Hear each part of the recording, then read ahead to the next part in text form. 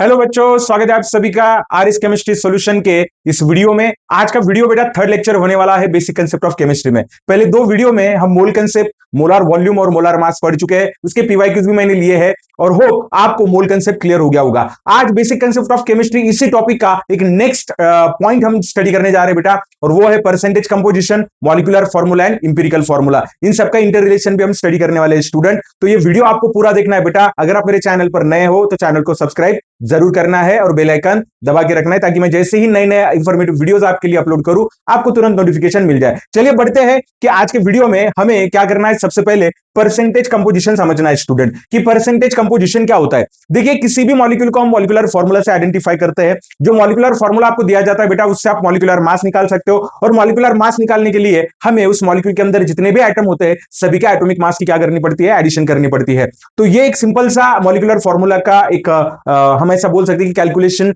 करने का एक तरीका होता है। तो इसी मॉलिक्यूलर मास से हम क्या कर सकते हैं बेटा, परसेंटेज कैलकुलेट कर सकते हैं। कैसे? देखो, यहां पर मैंने फॉर्मूला लिखा है, percentage by mass of atom in a molecule. किसी भी मॉलिक्यूल के अंदर एटम का परसेंटेज क्या हो सकता है।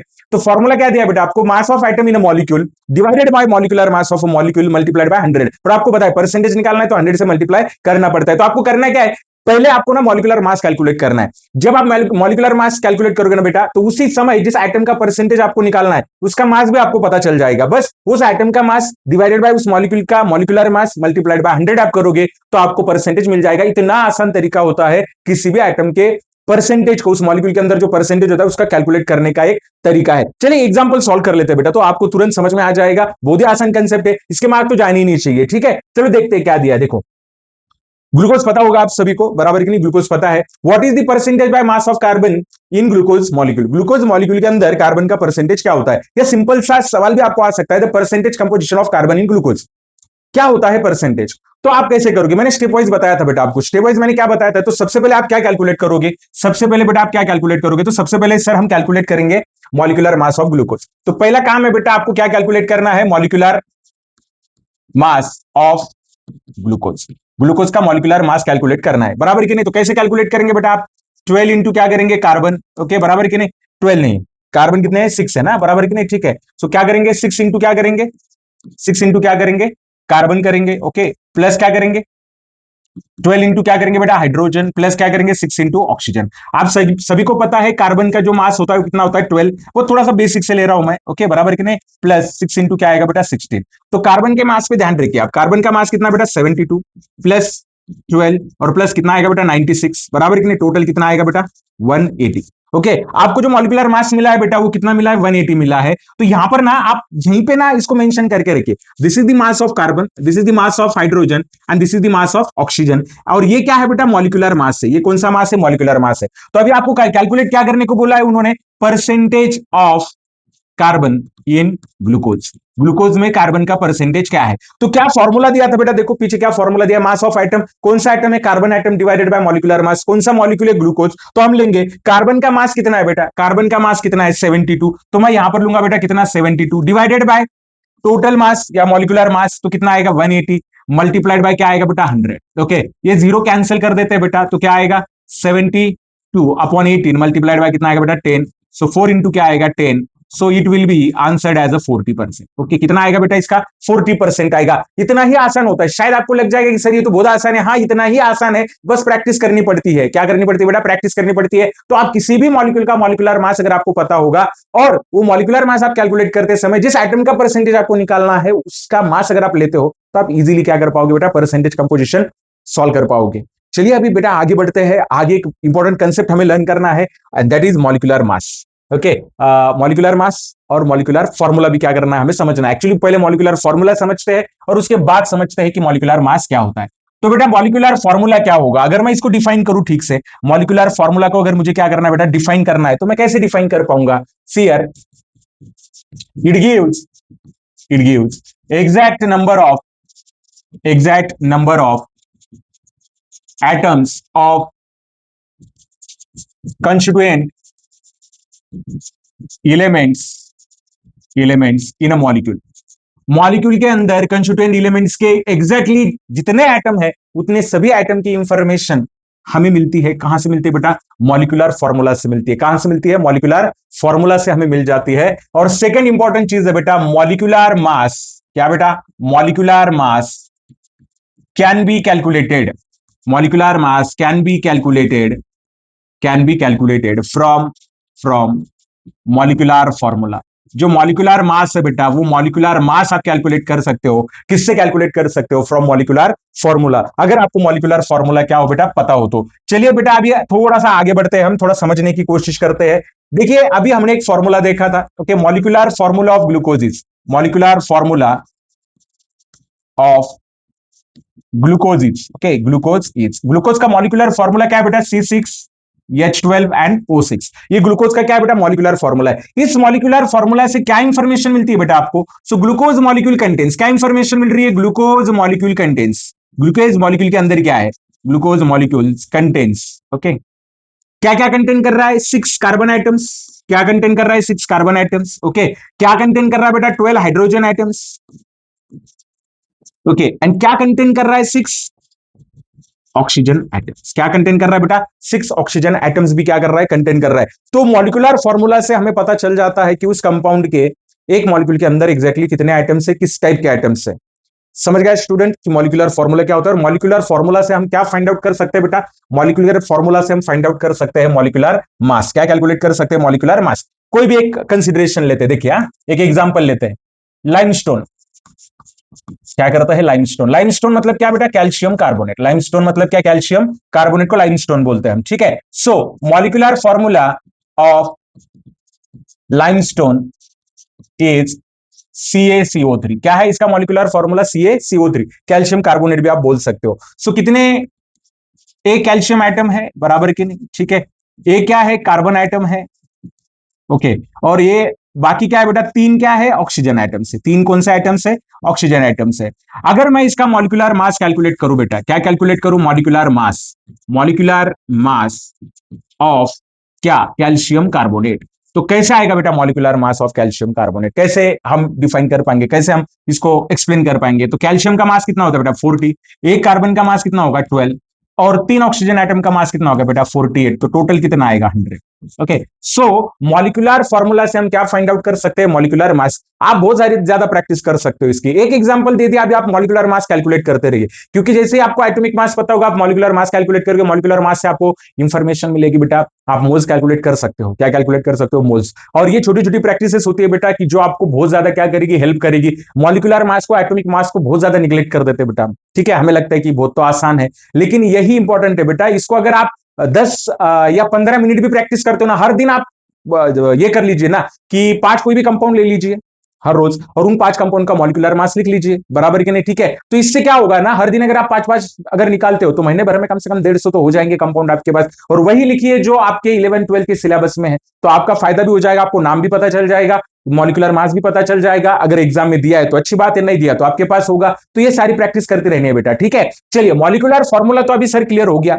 अभी हम नेक्स्ट एक फॉर्मूला की तरफ बढ़ने वाले हैं, जिसके बारे में शायद आप पहली बार सुनोगे।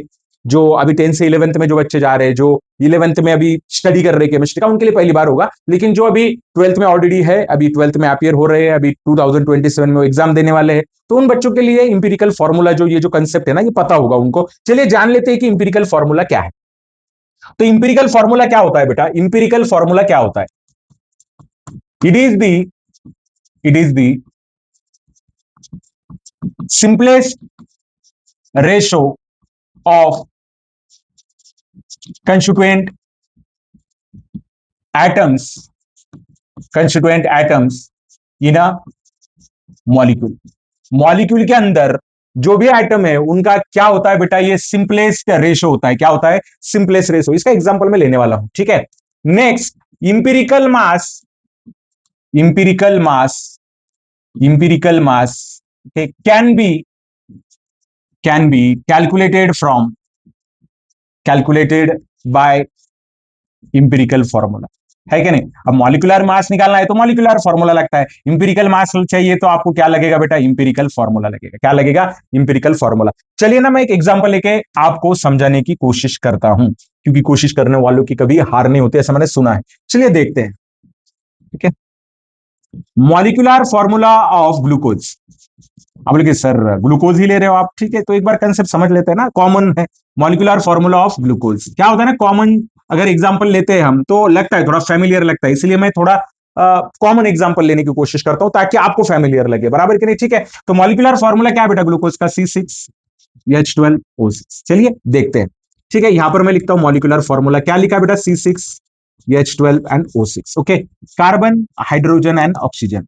क्या रेशियो बेटा, एक्चुअल नंबर है। ओके, ये क्या है, एक्चुअल नंबर है, बराबर कि नहीं। तो ये कहां से मिला आपको, मॉलिक्यूलर फॉर्मूला से। ओके, फिर अभी क्या करते हैं ना, सिंपलेस्ट रेशियो लेते हैं। कौन सा रेशियो, सिंपलेस्ट रेशियो। तो सिंपलेस्ट रेशियो लेना है बेटा हमें, क्या लेना है, सिंपलेस्ट रेशियो लेना है, ठीक है। थोड़ा ठीक से लिखता हूं, सिंपलेस्ट रेशियो लेना है, क्या लेना है, सिंपलेस्ट रेशियो।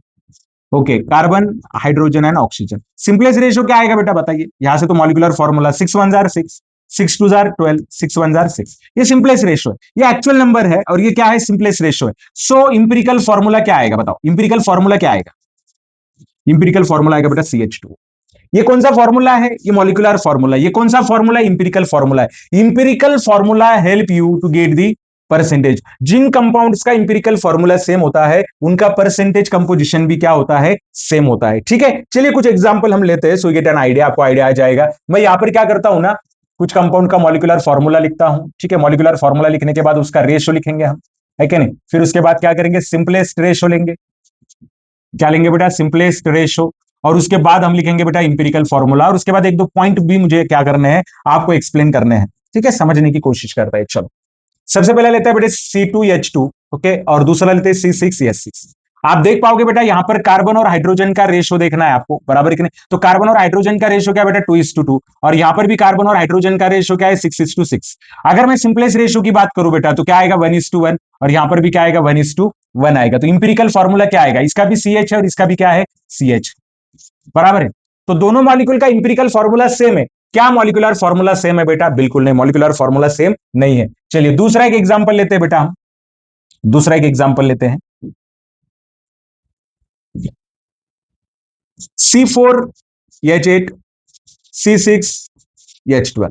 ओके, चलिए कार्बन और हाइड्रोजन का रेशियो समझने की कोशिश करते हैं। क्या रेशियो बेटा, 4:8, और यहां पर क्या रेशियो बेटा, कार्बन और हाइड्रोजन का रेशियो क्या है, 6:12। अगर मैं सिंपलेस्ट रेशियो की बात करूं तो क्या आएगा, 1:2, यहां पर भी क्या आएगा बेटा, 1:2। तो इंपेरिकल फॉर्मूला क्या बनेगा, CH2। यहां पर भी इंपेरिकल फॉर्मूला क्या बनेगा, CH2।